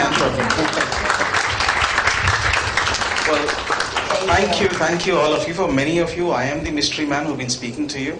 I am the Khadoos Sanjay uncle. Well, yes, it was very tough selecting the real interested people coming here, wanting to know the why, how, when. There's so many questions, and I'm sure there are not less than 78 more questions to be asked if I allow the doctor to stand here. But yes, there's always a limitation. So I guess thank you all. I mean, I would personally like to thank doctor for coming here, and she was so generous in accepting our offer because she said, okay, I'll do it in Jaipur. I may not do it in Delhi, but I'm certainly doing it in Jaipur. So thanks so much. Thank you so much. A special thanks to Vrinda ma'am, who conceptualized this whole thing. And yes, of course, it's been her motivation that we've been working on. And thank you to all of you who've been very patient with me. Yes, no, maybe, please call me later. I'll tell you tomorrow. But yeah, thank you all. I hope you've gained and enjoyed the show, as much as we've, taken the effort bringing this to you. So, thank you so much. And yes, keep looking out for Summer School 2014 from PI. It's going to be launched very shortly. Thanks.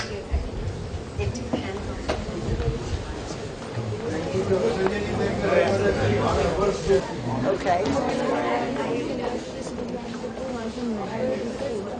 we would help you with the application. For everything you've done as an undergrad, your grades, they're going to look at your GMAT score, and they're going to look at recommendations very closely. Who's recommending you? You've had work experience, they'll look at that. We also want to see I'll just write it down and you can give it to me. What is weighted between all the three things? Like academic